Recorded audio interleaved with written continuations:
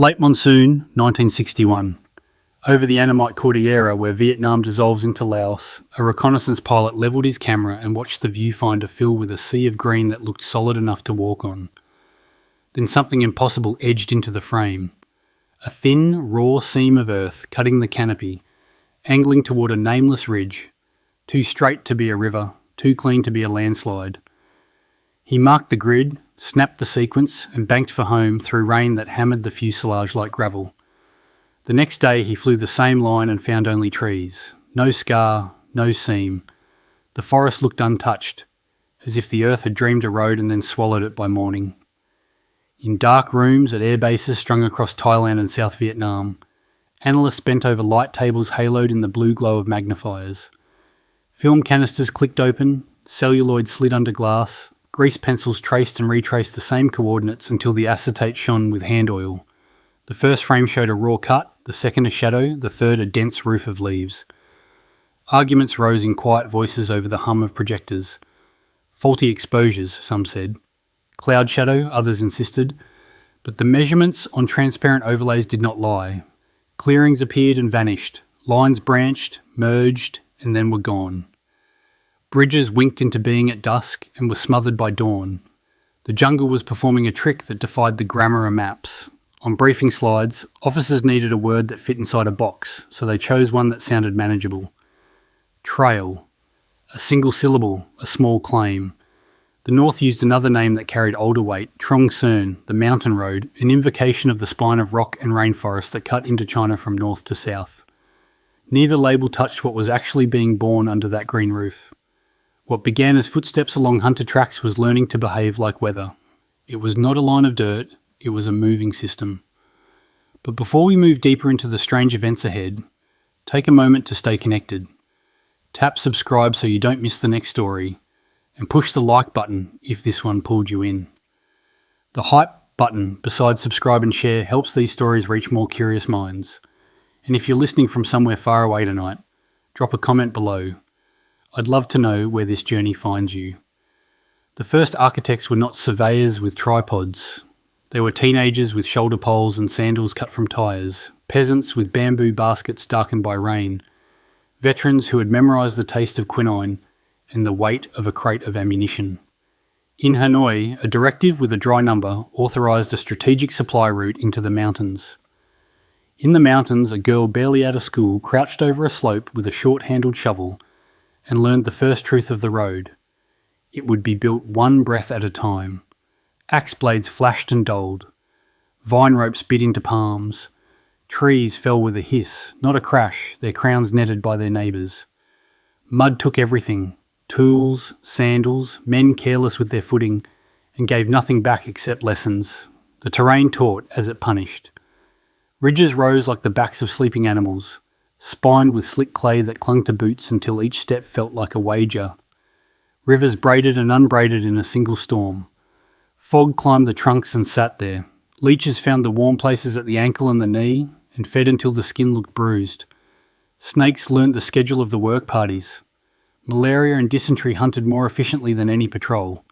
Under that pressure, procedure hardened into doctrine. Build narrow, fix fast. Hide the edge, not the centre. Move at night. Plant what you cut. Leave nothing that casts a straight line from the air. Camouflage was not decoration, it was a science. Fresh clearings were roofed by hand with cut branches hung on rattan frames, the leaves aligned to catch light the way living leaves did. Smoke from cook fires rose through earthen chimneys that cooled it to invisible vapour. Footprints were combed away with palm brooms until the ground looked as if rain had done the walking. When engineers threw a bridge across a stream, they submerged the deck a hand's depth so reflections would show only water. When a slope slumped under the weight of a wheelbarrow, a sapper broke the rim of the scar with his heel to ruin the arrow-straight shadow that a camera might love. The canopy became an encryption layer, and the key changed with every rain. At night, convoys had no right to exist, so they learned to behave like contraband. Engines ticked alive under woven nets. Headlights were hooded into slits the colour of old blood. The line crept forward by rhythm as much as sight. 3 tree lengths, stop, listen, breathe, repeat. If an aircraft's distant growl drifted down the valley, the road performed disappearance at speed. Trucks rolled into brush-lined alcoves that had been carved 2 nights earlier. Tarps fell, lanterns died. Men lay still with palms on the ground as if trying to borrow the forest's heartbeat. When the sound thinned and passed, motion resumed with the patience of an animal emerging from cover. American technology answered with its own confidence. Sensors fell from aircraft like seeds, their thin antennae disguised as twigs. Cameras asked the canopy for infrared truths. Defoliants promised to burn the mask off the face of the land. Bomb lines scored ridges with crater necklaces visible from the stratosphere. For a day, the maps felt honest. Then the rain came, and the mud reconciled. Craters filled and became ponds that reflected clouds. Axe handles flashed again. A new bypass angled around the wound. By the following dusk, a net of fresh-cut leaves spanned the gap, damp and luminous. When the next reconnaissance pass arrived, the jungle returned the same answer it preferred to give. Nothing to see. What made it all work was not a miracle of engineering, so much as a decision repeated 1,000 times a night. Redundancy over pride. There would be no single road to cut. There would be families of paths, the trunk route and its shy cousins threading through gullies, the quiet detours that touched the main line only when needed, the emergency spurs that existed for a week and then vanished into shoots and saplings. Depots were not warehouses but constellations, small caches spaced just beyond a bomber's habit, each with its own discipline of silence.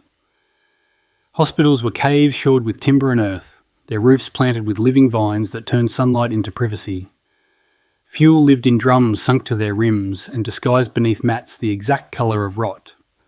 Later, fuel learned to flow inside bamboo and rubber tubes under soil that remembered no wheel. From fighter bomber altitude, the Annamites looked like a single breathing organism. That was the point. The men and women below had chosen to make the road behave like the forest so that killing the road would require killing the forest. Every day the system grew another nerve. Signal wire ran under bark from way station to way station so orders could travel when lightning turned radios into noise. Repair brigades slept in shifts with shovels under their forearms, waking to the change in air that meant thunder from machines rather than clouds. Anti-aircraft gunners learned the mathematics of sound and distance, and placed their guns not where a diagram would suggest but where echoes lied to approaching pilots. Results moved south on shoulders and in truck beds. Rice arrived at camps that should have starved.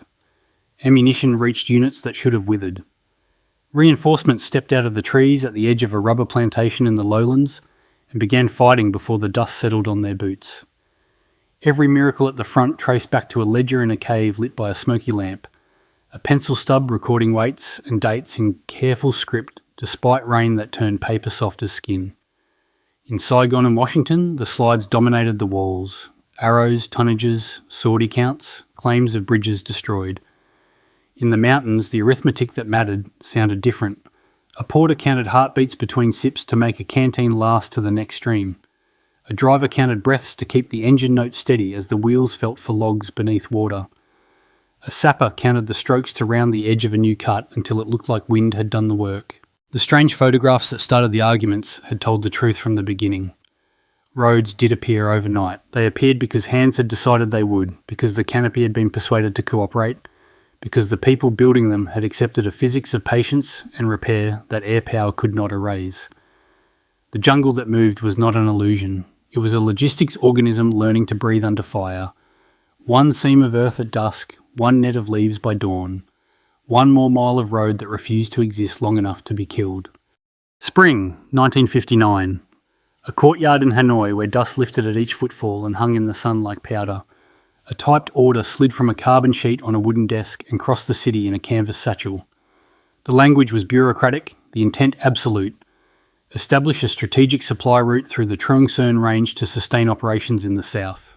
The signature at the bottom fixed responsibility to a handful of officers who understood at once that the directive was not a request for a road. It was a demand for endurance shaped into geography. They named the new formation in the manner of staff work, Group 559, a number chosen by calendar rather than poetry. The first muster did not look like an army. It looked like a village conscripted by distance. Peasants with bamboo shoulder poles darkened by previous seasons, demobilised infantry whose boots had been mended so many times the stitching formed a map of previous marches, boys still soft around the jaw, women who had learned to tie their hair in ways that shed rain. Each person received a load that would decide whether units hundreds of miles away could fire, eat and move. Rice, salt, bandages, radio parts wrapped in oilcloth, rifle bolts padded with straw, tins of diesel that smelled like punishment. The route south did not yet exist on paper, it existed in memory. Hunter paths that crossed from ridge to ridge like rumours. Elephant trails that kept to the bone of the terrain. French survey lines abandoned because wheels hated mud and mud loved to hate wheels. Guides led the column to the lip of the first mountain. The city ended abruptly there. The forest presented itself without ceremony and asked no questions. The column stepped into its green and the world narrowed to the width of a single file. The early days built doctrine the way blisters build callus. Terrain dictated the verbs. Fell, drag, lash, wedge, bind. Trees came down, not in crashes but in whispers, each crown caught by neighbours and lowered as if the canopy were passing a secret hand to hand. Slopes were convinced rather than conquered. Steps were carved shallow and many to spare knees that had to last years. Streams were given footbridges made of 2 trunks and 3 cross pieces. The lashings hammered flat so no fibre would snag a passing load. Where clay slid under the day's rain, baskets of gravel were poured into its argument until the surface consented to carry weight. Hanoi sent inspectors with notebooks and expectations. The mountain returned them with leech bites, new respect and revised timelines. What had looked like an engineering problem became a moral one. The road would not be drawn. It would be lived into existence. The command learned to calculate not in kilometres but in calories and fevers avoided. Logistics officers measured progress in how many men remained on their feet at dusk rather than in how many metres a map could boast. Political officers learned to give speeches that lasted no longer than the time it took to boil water and to carry the heaviest bundle for the first time stretch, because example reduced complaint faster than rhetoric. Some truths established themselves and never left. Silence carried farther than strength. Redundancy outranked pride. Nothing that cast a straight shadow belonged. Every structure must be prepared to die and be reborn by morning. The road would move like water when struck, dividing, pooling, finding a new channel, rejoining below the obstacle as if nothing had happened. When the first crates reached units in the Central Highlands, rumours ran faster than couriers. Ammunition had arrived from nowhere. Boots had appeared that fit men who had taken to wrapping their feet in cloth. A platoon ate rice without counting each grain. The effect on planning was immediate. Operations that had been limited by hunger and distance reached for bolder objectives. What the staff in Hanoi recorded as tonnage, the soldiers at the front experienced as permission. The Americans, still counting the conflict in advisors and hopes of containment, began to receive reports that did not fit their arithmetic. Patrols meeting reinforced cadres where none should have existed. Captured munitions with fresh grease on them despite isolation that should have starved the area. Aerial photographs that refused to hold still. Analysts put new slides on old projectors and argued over semantics, path, route, trail. A single word that kept failing to describe a system choosing not to be a single anything. Inside the mountains, Group 559 learned to grow itself. Signal crews unspooled wire beneath bark so messages could ride the trunks when thunderstorms turned radios into static. Medical detachments built cave wards whose ceilings sweated and whose beds were pallets of woven bamboo raised a hand's breadth above damp earth. Mechanics fashioned spares from captured scrap and bomb fragments hammered flat on stones. Youth brigades arrived by the hundreds, many of them women, and took their places at the front of the work lines where the mud was worst and the danger most democratic. Borders on maps offered no resistance that weather did not. The line between Vietnam and Laos functioned as punctuation on paper and as air in the forest. Agreements were made between comrades who understood that sovereignty can be postponed, while hunger refuses delay. Paths slipped west under the cover of rain and reappeared south under the cover of night. Villagers along the way learned the etiquette of survival. A bowl of rice placed at twilight, where a path kissed a field. A door closed when engines muttered far away. A face that recognised strangers and forgot them before morning. The first trucks arrived like omens, Soviet steel with throats that announced themselves to the sky. They came in small numbers at first, then by tens, each painted the colour of wet bark and carrying enough weight to justify the risk of their noise. Convoy discipline emerged overnight, as if recovered from an older war. Headlights hooded to a sliver. Intervals measured by tree lengths rather than clocks. Movement held until fog fattened and engines swallowed their own sound. Where a camera might see an access road, sappers built alcoves recessed into the green, roofed in fresh leaves, whose shine matched the surrounding crown. At the first rumble from above, the column dissolved. Nets fell, tarps darkened. Men lay down without a word and let their breath match the forests. With trucks came fuel, and with fuel came a new burden. Drums rolled and slipped and bruised shins. Spillage stained the ground and advertised itself to every nose in a valley. Experiment answered necessity. Bamboo proved its hollowness could be enlisted, stems joined and sealed with tar to carry a trickle downhill under soil that had been taught to forget. Rubber hose followed, and the trickle fattened into a quiet stream whose existence could be guessed only by men who knew where to listen. Pump stations hid under thatch and carried chimneys that smoked on schedule, like kitchens, not machines. American attention thickened in proportion to success. Recon flights multiplied. Code names accumulated on briefing boards. Defoliants promised to peel the forest's mask and make the road honest. Bomb patterns tried to teach the mountains fear. Each blow landed and each blow was absorbed. Craters became reservoirs. Shattered trunks became corduroy over swamps. Charred clearings became gardens that fed the same crews who had filled the holes. The road did not resist force so much as digest it. Somewhere in the second season, a change too subtle for a community took hold. What had begun as a route to supply the war became a purpose that defined it. The men and women who lifted the loads stopped speaking of their task as temporary. They had given the road a promise, and the road had answered with function. South was no longer a direction, it was a duty. A battery would fire at dusk because a team in the mountains had found a way to persuade a river to carry fuel under its own bed. A company would eat because a girl in a ravine had tightened the strap across her forehead and leaned into a slope until her knees trembled but did not fold. By the end of that first year, Group 559 had learned the most important lesson a road can teach its builders. Permanence is a behaviour, not a structure. You endure by moving. You survive by doubling yourself before you are cut. You win by reducing every miracle to a habit. The Americans would later give the system a name that fit on a slide. The people inside it did not need a name. They had a vow. And vows, once spoken with the body, have a way of turning into geography. The first to vanish were the edges. Where plains met foothills, the land dissolved into mist that moved like breath. Morning came without horizon, and the jungle accepted its workers without ceremony. One step, and the world closed behind them. To the pilots watching from above, it was an emerald wall, featureless and hypnotic. To those inside, it was an unending cathedral of damp, 1,000 shades of green that shifted with each heartbeat.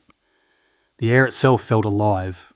Heavy, wet, uncooperative.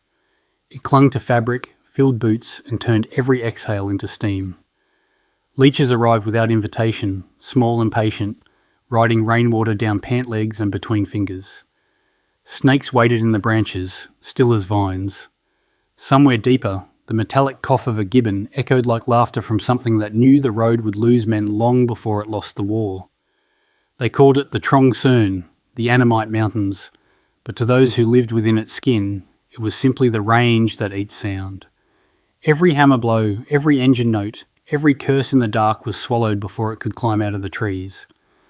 The workers, the volunteers of Trường Sơn, learned quickly that silence was as much a weapon as the rifle. They cut without speaking.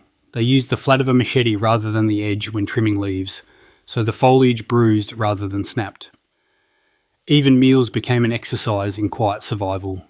A ball of rice passed hand to hand, eaten cold, with the fire dug into the earth and masked with fresh soil to hide its heat from the sky. When the monsoon came, it arrived like a decision. One day, dust, the next, a river falling sideways. Rains turned every trail into a wound. Trucks sank to their axles, men to their knees. Ponchos became sails for invisible wind. And still, the road grew. Women, boys, men, everyone, bent under loads that could break them, their shoulders bound in cloth to prevent the straps from cutting to the bone. Every kilometre built became an act of defiance against physics. Roads washed away faster than they could be measured. Bridges collapsed under the weight of the night's rain. And each morning they began again. The same slope, the same mud, the same memory of failure turned into motion. A medic once wrote in a journal, "We measure distance not by metres, but by how long the songs in our heads last before we forget the words." Disease marched with them. Malaria, dysentery, fever.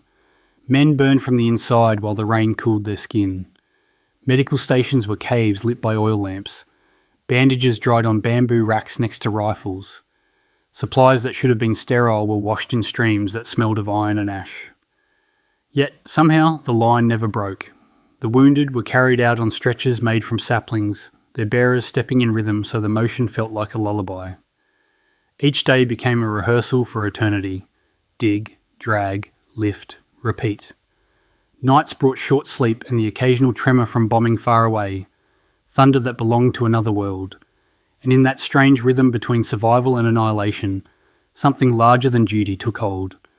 They began to speak of the road as if it were alive. It bled, it healed, it remembered. The jungle, once an enemy, became an accomplice. Trees leaned over to cover the scars of passage. Grass grew back overnight, erasing tyre tracks like ink fading on paper. Even the animals adapted, deer crossing only during the night, birds falling silent when engines started. Somewhere near the border of Laos, an old officer stood before a work unit and said simply, "The Americans have machines. We have the mountain. Let's see whose will is stronger."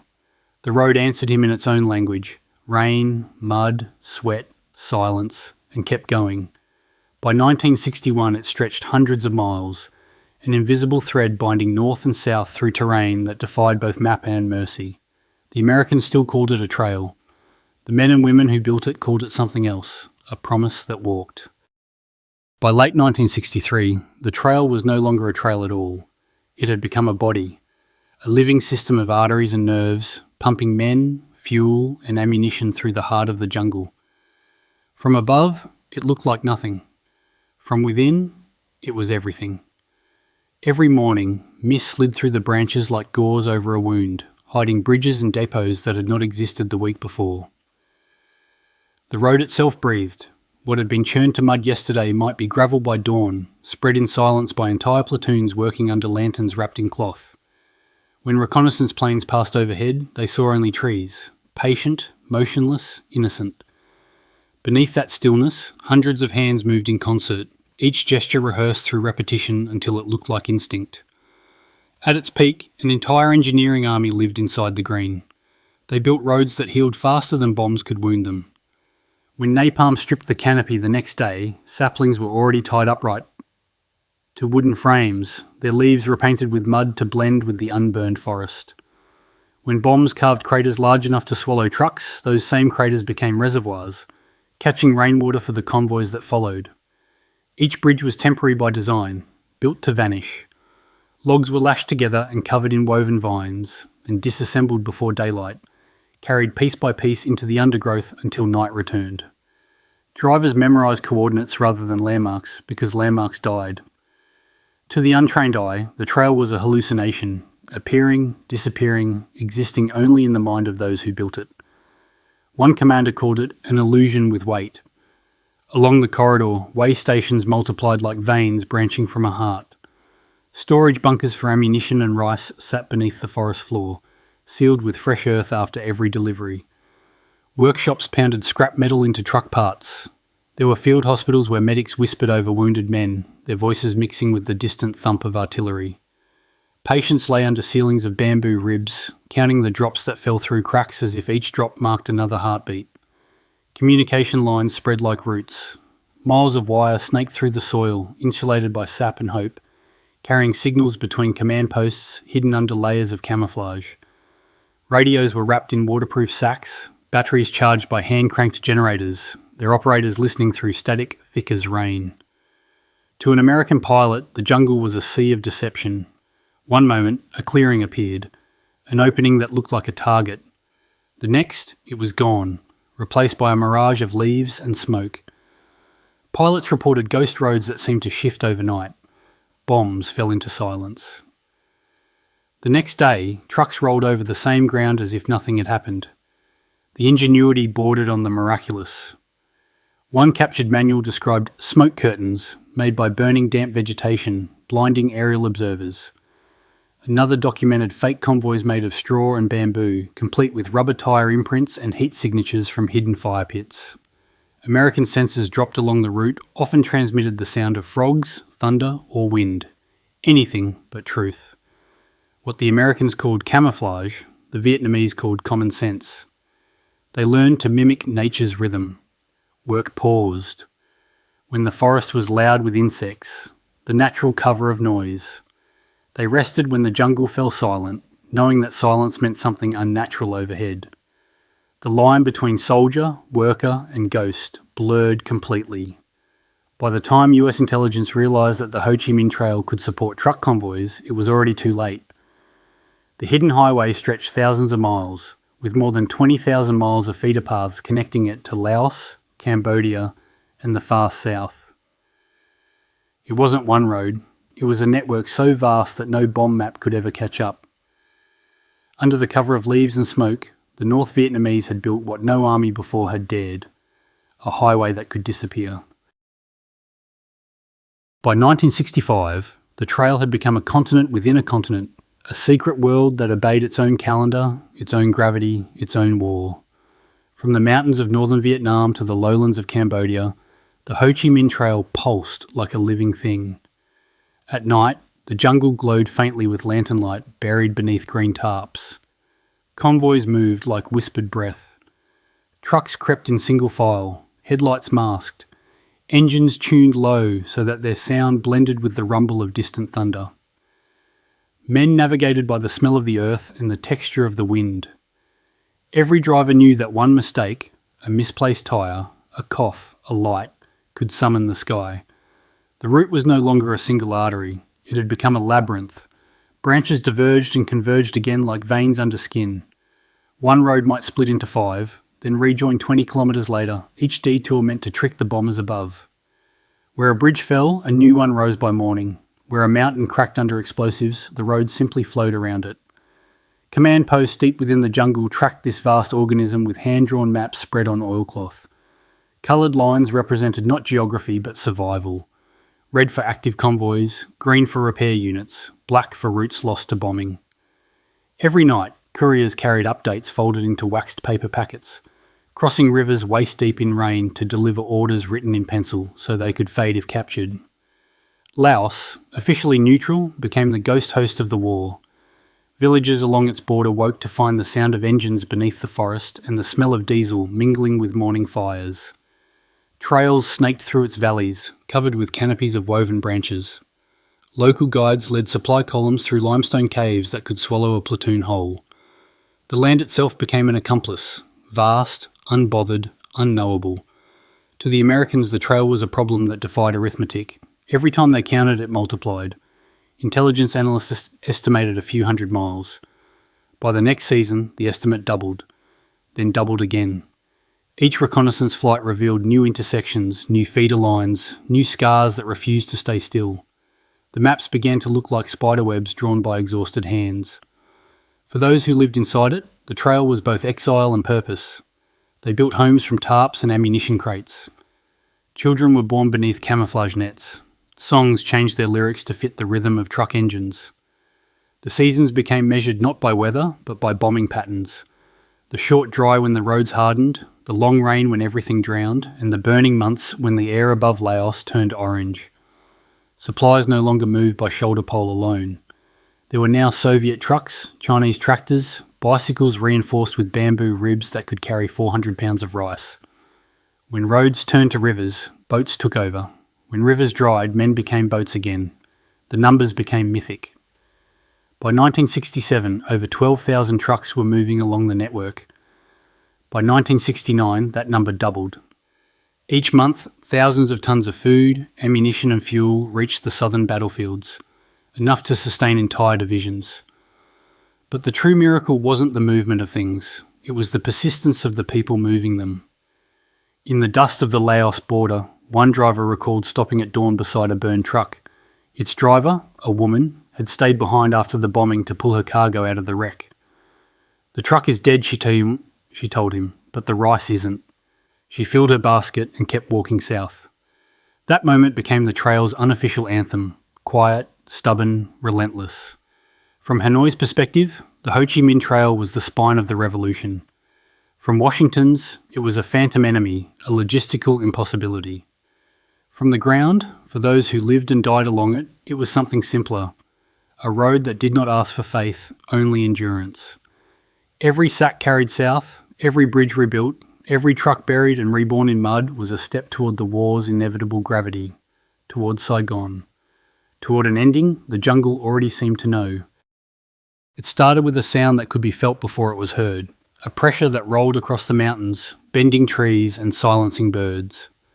By 1966, the United States had decided that the Ho Chi Minh Trail was not just a supply line, but the beating heart of the enemy. And if they could crush that heart, the war would suffocate. The result was one of the most sustained bombing campaigns in human history. The name changed as the years went on. Rolling Thunder, Steel Tiger, Commando Hunt, but the goal remained the same: to erase the jungle, to unmake the road that refused to die. Every day, from dawn until the last light drained from the horizon, the sky over Laos became a furnace. B-52s came first, flying fortresses releasing their payloads from 5 miles high. The bombs didn't fall singly, they fell in carpets. Each strike shook the ground like an earthquake, tearing valleys open, flattening entire hillsides. Behind them came the smaller aircraft, F-4 Phantoms, A-26 Invaders, and nimble, prop-driven Sky Raiders, each one hunting shadows beneath the trees. The Americans dropped sensors disguised as twigs and stones, designed to hear the movement of trucks and men below. They dropped flares to burn away darkness. They dropped napalm to burn away everything else. The jungle answered with silence. From above, it looked like devastation. From below, it was transformation. For every crater, there was a detour. For every bridge destroyed, 2 more were born. For every truck reduced to molten metal, a new one rumbled south the next night. Headlights wrapped in red cloth. Bombs would fall at dusk. By dawn, the trail lived again. American pilots grew superstitious. They swore the jungle was alive, that it healed itself faster than machines could kill it. One pilot wrote in his logbook, "We bombed the same grid 3 times in a week. It's like the earth just closes over and forgets." For the people below, survival became an art form. Convoys moved only at night, guided by small oil lamps shielded with tin cups. If an aircraft appeared, the lights vanished, the trucks halted, and the drivers melted into the trees. Mechanics rebuilt engines under the faint blue of fireflies. Medics worked by touch, their hands knowing the shape of wounds better than the sight of them. In makeshift camps, soldiers read by the flash of distant bombs. The ground trembled like a living thing. Each explosion sent a shower of soil into their rice bowls. They ate anyway. The North Vietnamese called it the Iron Rain.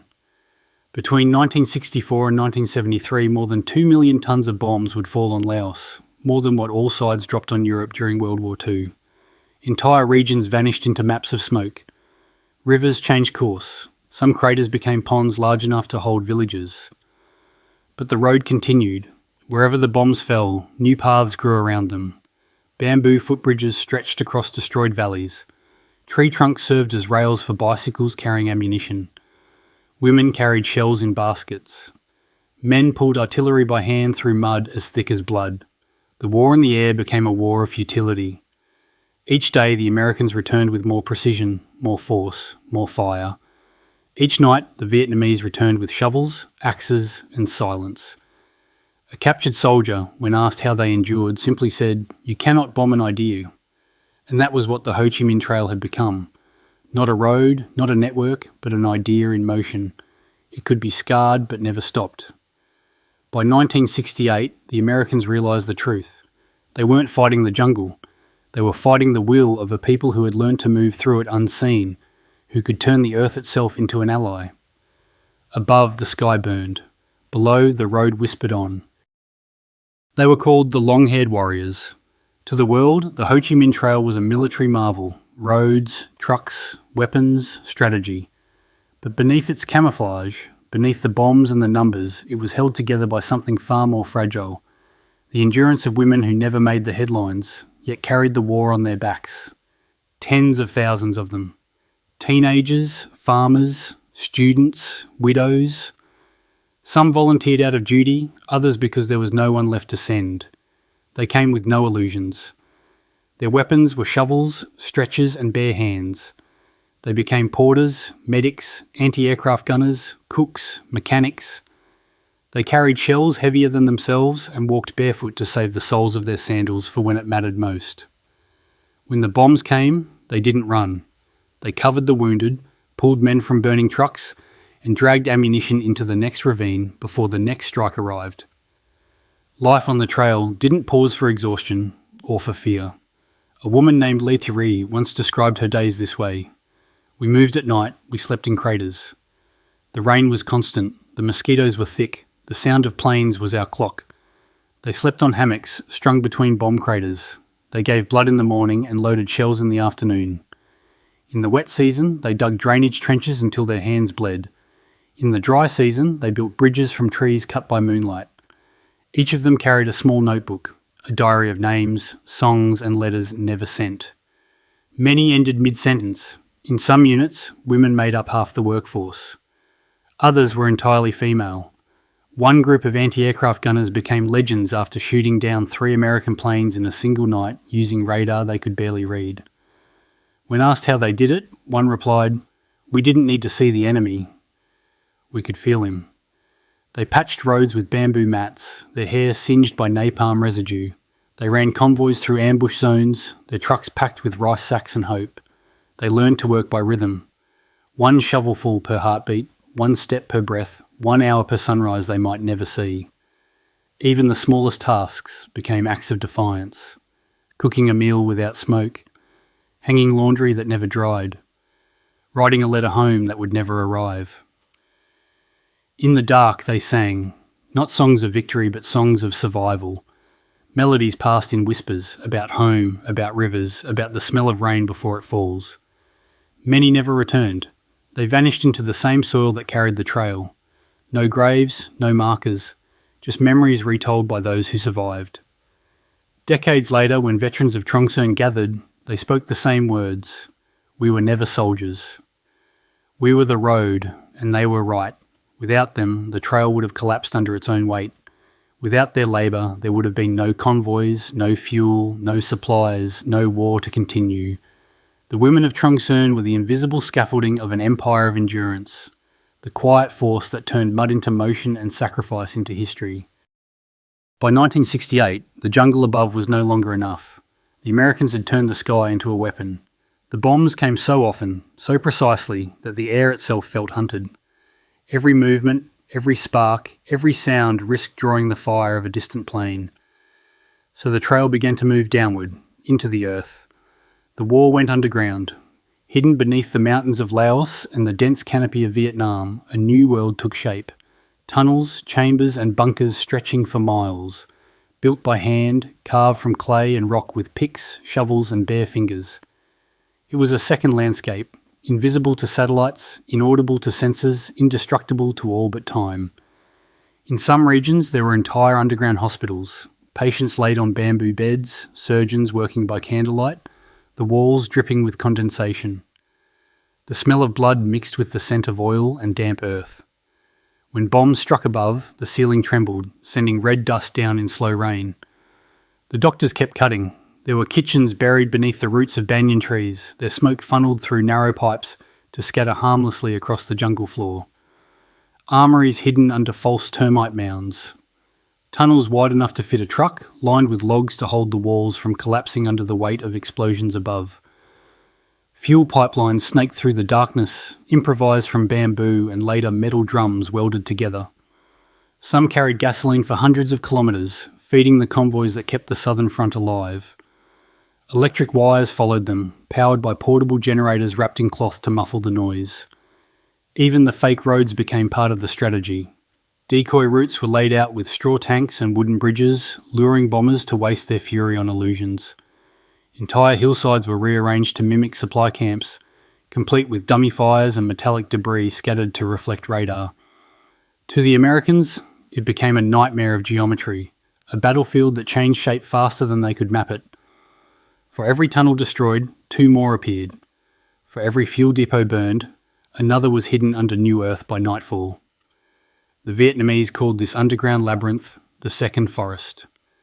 Life below ground was a strange imitation of the surface. People slept in narrow alcoves where they could not sit upright. The air was thick, the heat oppressive. Every sound carried. Soldiers learned to whisper even in their dreams. Yet despite the claustrophobia, it was safer than the world above. When the bombs fell, the tunnels hummed like drums but held. When the jungle burned, the people below simply waited. One captured American pilot later said, "We thought we were fighting men. We were fighting the earth itself." He wasn't wrong. The trail had become a civilization underground, a network so complete that it defied destruction. Messages travelled from Hanoi to the Mekong Delta through miles of buried wire. Convoys refueled from pumps hidden inside caves. And when dawn came, men and women climbed out of the soil like ghosts, ready to work, fight, or disappear again.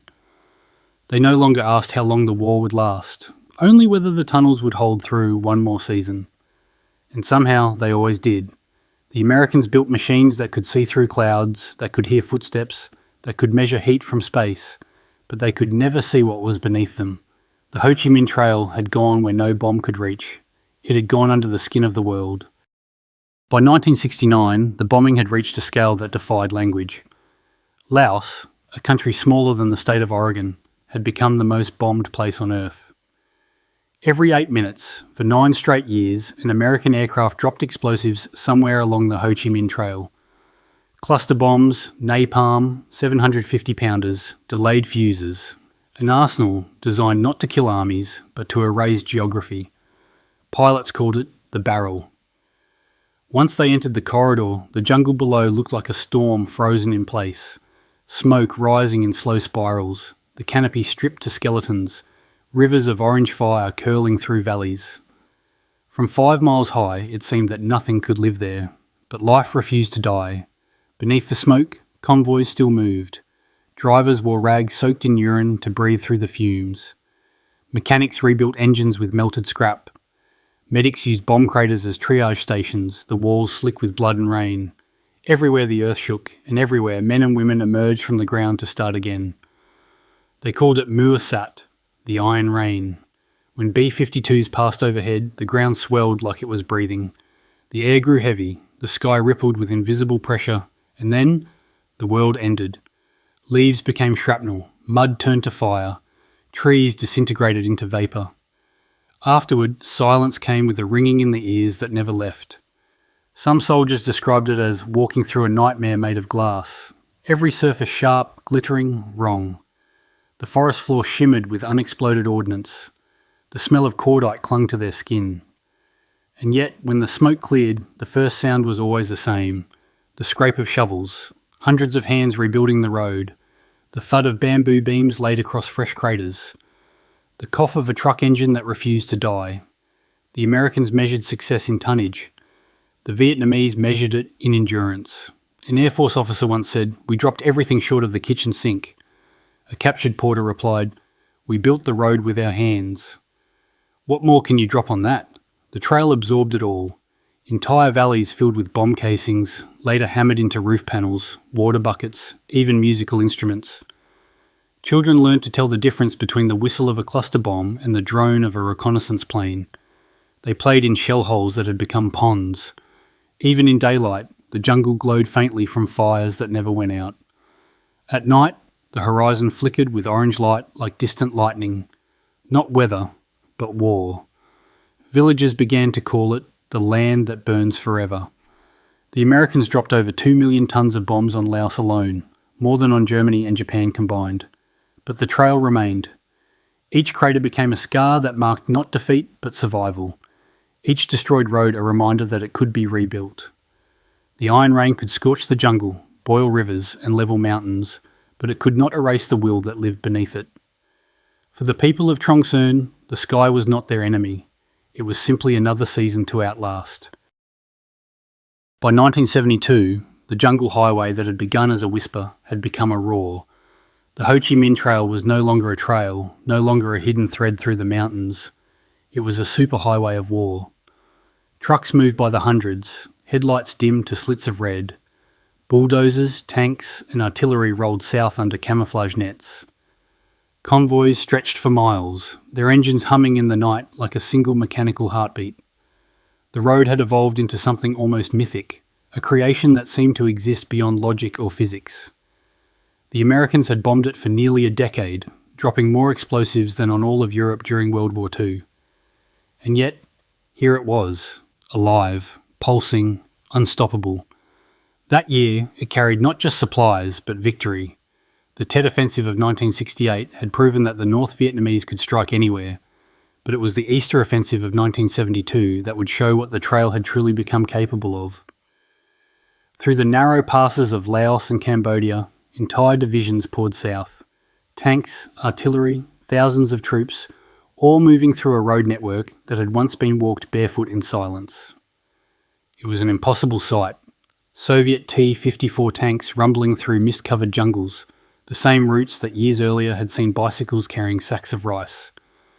Bridges that once collapsed under the weight of men now held steel and armour.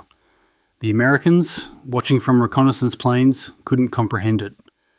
Intelligence analysts in Saigon wrote in disbelief, "They've built a highway under our noses." They had. A road that could move an army, a highway born in darkness, grown from mud and blood. As the offensive surged forward, the jungle shook again, not from bombs this time, but from the weight of victory. Columns of troops marched across the border into South Vietnam. The trail carried them like a river, flowing, endless, inevitable. Each mile of road had cost lives, thousands of them. The volunteers of Trường Sơn had dug, built, and died for a decade to make this moment possible. For many, this was the proof that every wound, every crater, every lost friend had meant something. The Americans intensified their bombing one final time, the Commando Hunt 7 campaign. Day and night, the sky filled with aircraft. But it was too late. The road no longer feared the sky. Even when the jungle burned, the convoys did not stop. The North Vietnamese had built repair teams so efficient that a cratered section could be reopened within hours. Fuel pipelines ran beneath the earth, pumping gasoline directly into the south. Soldiers carried spare tyres on their backs. Drivers carried photos of their children in their pockets, small reminders of what waited at the end of the road. By April, the convoys were reaching the outskirts of Hue. By May, they were at Quang Tri. The road had done what it was built to do, connect two halves of a divided country with blood and persistence. And somewhere deep in the mountains of Laos, under a canopy blackened by fire and smoke, a surviving engineer stood beside his truck, listening to the distant rumble of artillery from the south. He turned to a younger soldier beside him and said quietly, "The road has reached its destination." The soldier nodded, watching as a convoy of tanks disappeared into the haze. Above them, the last American bombers turned toward home.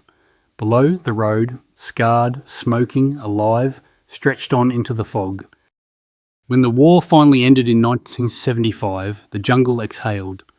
For the first time in over a decade, the mountains of Trường Sơn fell quiet.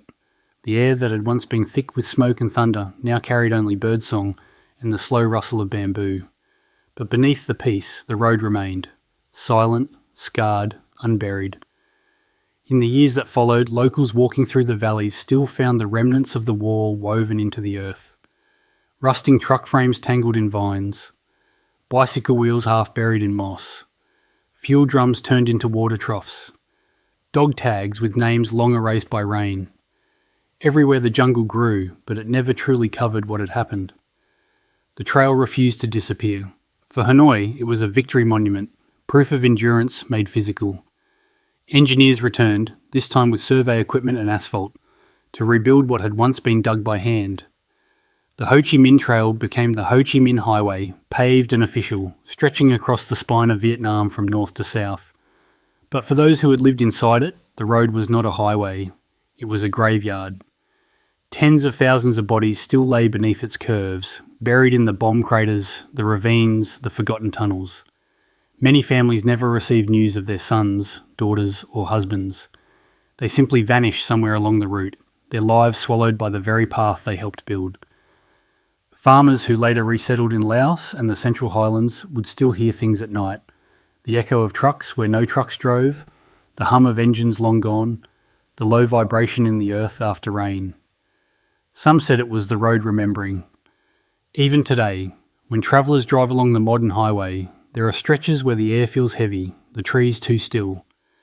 Guides warn visitors not to wander too far from the paved lanes. The old trail lies just beyond the edges, unmarked, unmapped, and restless. For the veterans who returned decades later, it was like stepping into a memory that never stopped breathing. They found fragments of helmets, the outlines of trenches, and the faint smell of oil still clinging to the soil. Some wept, others simply sat in silence. One former medic, standing where her field hospital once stood, said softly, "The road is still alive." It just changed its skin. She was right. The Ho Chi Minh Trail never really died. It simply evolved, from a secret path of war into a spine of peace. Trucks that once carried ammunition now carried rice and construction materials. The same bridges rebuilt under fire now carried families, buses and laughter. But beneath every mile of pavement lies another story, one written in blood, sweat and silence. A story that reminds anyone who travels it that progress in this land was born from suffering, and that the jungle, no matter how quiet it seems, remembers everything. The Ho Chi Minh Trail was never meant to last forever. It was meant to exist just long enough to change the course of a war. And yet, decades later, its shadow still runs through the heart of Vietnam, invisible but eternal. To the soldiers who marched it, it was a promise kept. To the Americans who fought against it, it was a mystery that refused to die. And to history, it became something larger than either side, a monument to endurance itself. It began as a narrow footpath in 1959, carved by farmers with shovels and faith. It ended as a 10,000-mile highway that fed entire armies. But the numbers can't capture what it really was. The trail was willpower made visible. It was proof that a nation with no machines, no air force, no wealth, could outlast the most powerful military on earth through nothing but persistence, ingenuity, and the refusal to stop moving forward. Every bomb crater became a reservoir. Every broken bridge became a lesson in rebuilding. Every death along the road became another reason to keep walking. When the war ended, the world saw it as a victory of one side over another. But to those who lived inside the jungle, it was something else, a victory of human endurance over annihilation. Years later, when historians asked former drivers, porters and engineers what they remembered most, their answers were simple. Not the battles, not the politics, but the sound of rain on leaves, the smell of diesel mixed with wet soil, the songs sung in the dark to keep fear away. A driver named Tran Duc once said, "We built a road through hell, and then we kept walking." Today, tourists ride parts of the modern Ho Chi Minh Highway on motorcycles, never realising they follow the same path where thousands once crawled through mud under fire. Children play beside bridges rebuilt 3, 4, 5 times. And deep in the highlands, the veterans of Trường Sơn gather once a year to light incense, not for victory, but for memory. They say the jungle still listens. That on quiet nights, if the wind is right, you can hear the rumble of engines far away, faint, rhythmic, steady, like the heartbeat of something that refuses to die. Because the trail was never just a road, it was an idea that no amount of fire, steel or rain could erase. The Americans had maps, the Vietnamese had the mountain, and in the end the mountain won. If you made it this far, thank you for walking this road with us. If you love stories like this, true stories about courage, endurance and forgotten history, make sure to subscribe, hit like and tap the hype button so more people can discover them too. Until next time, keep your head low, your spirit high, and remember the trail that refused to die.